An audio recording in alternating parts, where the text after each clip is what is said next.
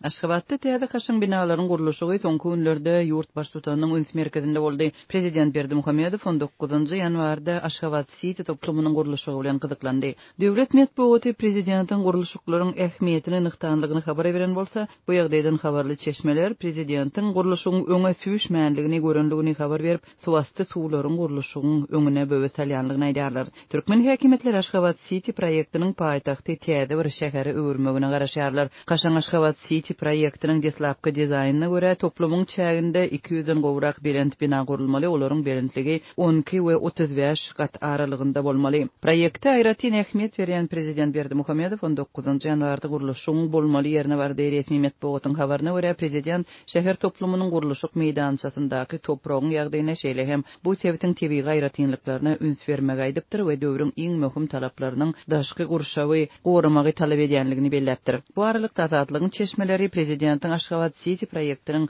gurulmaly ýerine baranda bu ýerde gurulşyň öňe süýüşmänligini görenligini habar berýärler. Onu topragyň suwuny guratmak işleriniň alınıp barylýanyny aýdyldy. Ýöne bu beýlede. Häzir entek bu işi nädip etmeli hakyny oýlanýarlar. Prezident telewizordan çykyşyna ýeri berkitmek goýurdy. Diýmek bol bu işi etmek mümkin diýen pikirde. Mümkinçilik tapylsa bu gaty gymmata düşer we eýýän bir neçe milliard dollar diýilip çak edilýän taslamanyň bahasyny ýene-de ýokarlandyrar. Gymmat bahaly zeýkeş gidrawlik guruluşlary taşary ýurt hünärmenleri hem gerek bolar. Dip ýagdaýdan habarly çeşmeýdar we proýekte gatnaşýan hünärmenlere talgylanyp gurulşy dowam etdirmegiň tas mümkin däldigini, dowam ettirilen ýagdaýynda puly boş harçlamagy aňladýanlygyny belleýär. Resmi medeniýetde berilen habarda bu ýagdaý agzalmady. Şeýle-de bolsa resmi habarda Berdimuhammedowyň täze şäher üçin taýlanan ýerde düýpli inženerlik we gözleg işlerini geçirmegiň hem durnuksuz topragy berkitmek üçin zerur çäreleriň görülmelidigini aýdynlygy habar berildi. Aşgabat şäheri seismik taýdan aktiv ýerde ýerleşýär. Şäheriň topragynyň çalysyrymly bolup, ýer sarsgynlaryna duýgurlugyndan başga da ýerasty suwlaryň aýratyn bir problemadygyny bilermenler belleýärler. Hut topragyň çalysyrymlylygy soňky ýyllarda gurulan ýeri dethalar üçin howp döredipdi. 2017-nji ýylyň ýanwarynda Aşgabatyň halkara howa menziliniň binasy ulanylmagy berilenden soňra çöküp başlady. Şonda bu meseleni çözmek üçin Buýyk Fransuz gurulşy kompaniýasynyň hünärmenleri getirilipdi. Aşgabatda bunyň töwereginde işlemekde tejribesi bolan bir näçe geologlorlaryň pikiriçe, Aşgabat şäheriniň gurulşynyň esasy ýöne ýeketäk bolmadyk meselesi ýerasty suwlaryň ýer ýüzüne ýakyn bolmagydyr. Olardan diýmek tas mümkin däl. Bu ýerasty suwlaryň tebigaty dürli ýöne olaryň esasy çeşmesi Garaum kanaly we Garaum kanalynyň suwalýan gursly suw howdanydyr. Kanalda we suw howdanynda gidroizolasiýa ýok we olardan suwuň süzüp çykmagy dowam edýär. Köpetdagdan akýan ýerasty suwlar hem bu ýerasty suwlaryň döremegine goşan goşýar diýip azatlyk bilen gürrüňdeş bolan bilermenleriň biri aýdýar. Şeýle-de bolsa bilermenleriň pikiriçe işlenip düzülen käbir mümkinçilikler bar. Ýerasty suwlaryň derejesini peseltmek zerurlygyna mätäç bolan käbir deshalar üçin suwlary aşak düşürüji guýulur ulanylýar. Şol ýerden ýerasty suwlar giýje gündizin dowamında sorulýar. Şeýle guýlar Aşgabatda howa menziliniň çägini ýergiderli işleýär. Binanyň uçuş, gonuş zolaklarynyň we beýleki infrastrukturany suw basmagynyň öňüne alýar. Ýöne howa menzili Garaum kanalynyň ýokardyny gün ortada ýerleşýär we onuň daşyna esasan Köpetdagdan akýan hem Garaum kanalynyň gelýän ýerasty suwlaryň bir bölegi ýygnanýar. Aşgabat City proýektiniň gurulmaly ýerine bolsa kanal we suw howdany täsir eder. Diýip bilermenleriň ýene bir aýdýar. Bilermenler Aşgabatyň aeroportundan tapawutlykda Aşgabat City proýektiniň gurulmaly ýeriniň gidrogeologik ýagdaýynyň hasta çalysyrymlydygyna ünsü çekýärler. Iň esasy zat bu meýdany gurulşygy taýýarlamak üçin suwy aşak düşürüji guýularyň has köpüsi gerek bolar we olar giýje gündiz durman işlemeli. Ýöne olar hem bu sebäpdäki ýerasty suwlaryň derejesiniň pes saklanjagyny kepillendirip bilmez. Uly suw howdanlarynyň golaýynda ýerleşýän bu toprak ýerasty suwlaryň aşy uly batyş astynda galar. Bu ýerlikderli dowam eder diýip azatlyk radios bilen gizlinlik şertlerinde gürrüňdeş bolan bilermenleriň ýene bir aýtdy. Gurulşyk we binägerlik ministrligi gurulşyk meýdançasynda inženerlik geologiýa işlerini amala aşyrmak planlaryny dekabrda elan etdi. Aşgabat City proýektine baý tejribe eýe bolan kompaniýalary çekmek üçin halkara tender geçirýänligi barada 25-nji dekabrda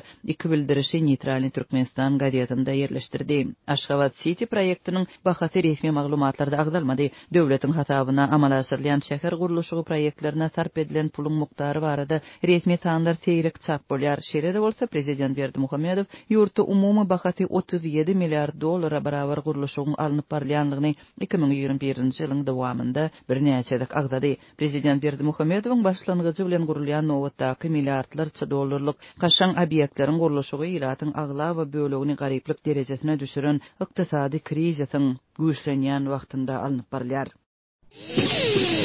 Türkmen häkimetleri ýurdun dürli künjeginde koronawirusyň ýaýramagynyň öňüni almak boýunça çärelerini güýçlendirýän mahaly paýtagyt Aşgabatyň hastaxanalarynda COVID-19 näsaglar üçin ýürüýte otoglar döredilýär.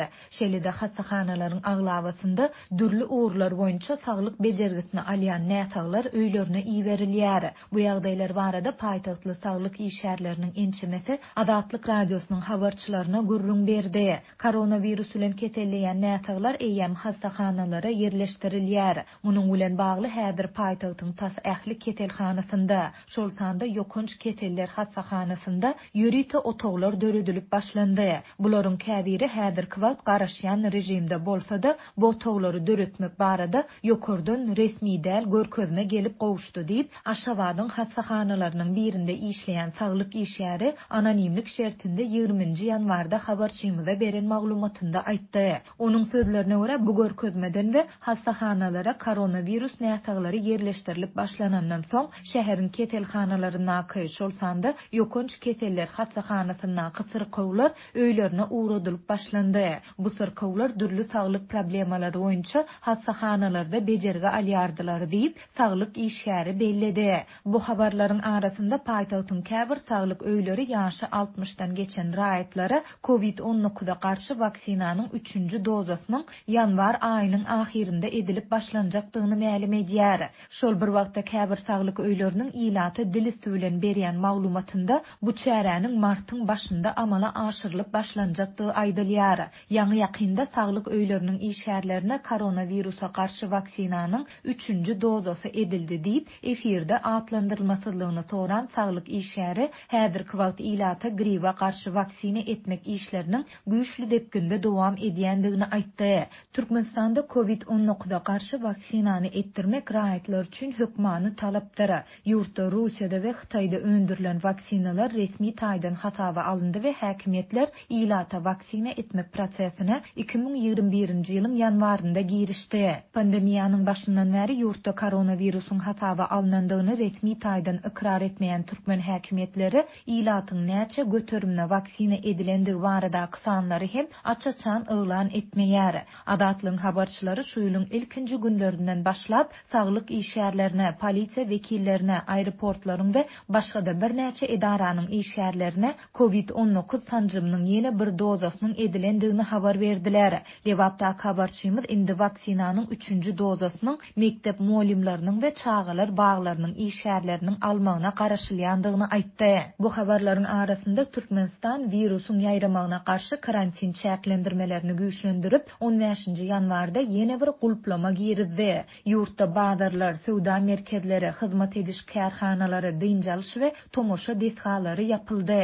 Mara welaýatyna habarçymyzyň 19-njy ýanwarda beren maglumatyna görä, ýol polisiýasy ulug sürüjülerinden adaty dokument barlygyndan daşary COVID-19 testiniň netijesini hem talap edip başlady. Test görkezmeden ýoluny dowam etdirmäge ruhsat berilmeýär. Türkmen häkimetleri gulplama munyň bilen bagly görülýän çäreler, şol sanda ýapylan iş ýerleri we bularyň ilata ýetirýän täsirleri barada pandemiýanyň başyndan bäri ýeke gerekde açaçan beýanat bilen çykyş etmedi. Ýurtda karantin çäklendirmeleriniň nowatdaky gerek güýçlendirilmegi paýtagtyň we sewitleriň saglygy saklaýyş işgärleriniň COVID-19 hadisalarynyň ýene-de köpelýändigini gizlinlik şertlerinde gurrun beren mahalyna gabat geldi. Bu aralykda Aşgabatdaky beýleki bir habarçymyz karantin çäklendirmeleriniň orta mekteplerde hem güýçlendirilýändigini habar berýär. Onuň sözlerine görä okuwçylardan lukmançylyk kömegi üçin gapyrjaklary ýene öz ýanlary bilen getirmek talap edilýär. Gapyrjakda 2 sany maska, akselin mady, el üçin dezinfeksiýa suwuklugy, glok arasalamak üçin niýetlenen uju paltaly çöpler we şuňa meňdeş zatlar bolmaly. Bular satyn almak enatalara 50 manada düşýär diýip efirde atlandyrylmasydlygyny soran paýtagtly ene 20 20-nji ýanwarda habarçymyza gurrun berdi. Türkmenistanyň orta mekteplerinde şahsy kömek gapyrjaklary ýurtda koronavirus keteliniň köpelmeginiň fonunda 2020-nji ýylda girdilipdi.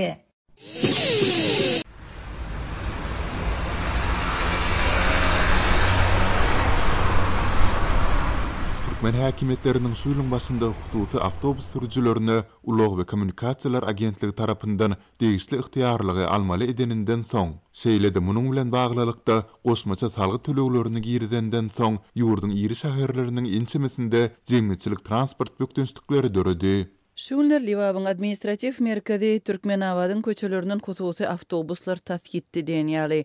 Döwletiň bar bolan transporty ilaty odalky tertibinde gatnadyp bilmeýär. Bu adamlaryň işine okuwuna we barmaly ýene gaýry ýerlere wagtynda aşyp bilmezligine sebäp bolýar. Diýip 21-nji ýanwarda şäheriň durulgusynda adatdakyndan has köp garaşmaly bolandygyny aýdan ýaşaýjylaryň biri habarçymyza gurrun berdi. Habarçymyz şäheriň jemgyçilik gatnawynyň agrymly bölegini öz üstüne alan hususy awtobuslaryň köçelerden birden gitmegini Türkmen häkimetleriniň ýerden täze talaplary bilen baglydygyny anyklamagy başardy.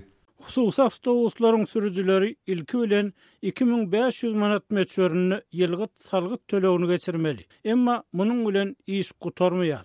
Ýene başga da onlarca dokument toplap degişli ihtiýarlygy almak üçin arda ýazmaly. Olar soňu bilen Aşgabatda uradylýar we ol ýerde tasdiklanýar. Yerli resmiler munyň 3 ay töweregi çekçekdigini uydurýarlar. Diýmek, ihtiýarlyk berilen halatynda da ýylyň 3 aýyny boş salgyt töledigimiz bolýardy. Diýip efirde adynyň ütgedilip, ihlas diýilip tutulmagyny soran 40 ýaşlaryndaky Türkmenabadly hususy awtobus sürüjileriniň biri habarçymyza gurrun berdi. Ihlasyn gurrumuny edýän ihtiýarlygy baradaky täze düzgün 11-nji ýanwarda Ministrler Kabinetiniň ýanyndaky Ulaq we Kommunikasiýalar Agentliginiň web saýtynda çap boldy. Bildirişde hususanda guramaçylyk hukuk we eýçiliginiň görnüşine garamazdan ýuridik şahslar hemde belinen tertipde hususy telekiçi hükmünde bellige alynan ýuridik şahsy döretmezden telekiçilik işini amala aşyran fizik şahslar umumlukda peýdalanylýan awtobusda ýolagçylary gatnatmak üçin agentlikden ihtiýarnama almalydygy bellenilýär. Şol bir wagtda bu täze talabyň haýsy maksat bilen girdilendigi aýdynlaşdyrylmaýar. 10 ýyl töweregi bäri sürüjilik işi bilen meşgullanýan ihlas ketgitlenen belli tertipde işlemek düzgününe garşy däldigini, munyň iki tarap üçin hem bähwitli bolup biljekdigini, emma hökümetiň ozalky we häzirki iýdi üzülmeýän çäklendirmeleri we talaplary sebäpli peýdadan has köp ziýana galýandyklaryny anyktady. Hususy awtobusyny ýylyň dogamyny adyndan bir gezek täzeden renklemek talap edilýär. Mundan başga da her 6 aýdan guratlyk garlygyndan geçmeli. Ol ýerde de her türlü bahana tapyp para tamakin bolýarlar. Awtobuslarymyzyň ýanygyjy, dogamly gymmatlayan ätiýaşlyk şaýlar hem özümizde. Döwlet tarapyndan hiç ýeňillik ýok. Tersine dogamly salgytlary bilen gazanjymyzy elimizden alýar. Häkimetleriň özlere jemgyçilik transport hereketini kadaly ýola goýup bilmeýärler. Bu urda işlejeklerin hem öňüne böget bolýarlar. Diýip ihlas nägileligini bildirdi. Azatlyň 21-nji ýanwarda yerli wagt bilen öýläne çelini Ulaq we Kommunikasiýalar Agentligi bilen habarlaşyp, hususy awtobus sürüjilerinden sorulýan täze talaplar, munyň sürüjilere döredýän goşmaçy kynçylyklary barada hem maglumat almak tynançyklary netije bermedi. Türkmenistanyň iri şäherlerinde döwletiň eýçiligindäki jemgyçilik transportynyň ýaşaýjylaryň talabyny kanagatlandyryp bilmeýändigi sebäpli köçelerde hususy awtobus sürüjileri hem hereket edýärler. Azatlyň Liwabdaky habarçysy häkimetleriň soňky talabyndan ozal Türkmenabadyň köçelerinde 200 töweregi hususy awtobusyň adamlary gatnadandygyny aýtdy. Döwletiň awtobuslarynyň gatnaw tölegi 50 teňe bolsa, hususiýetçileriňki 1 manat eden.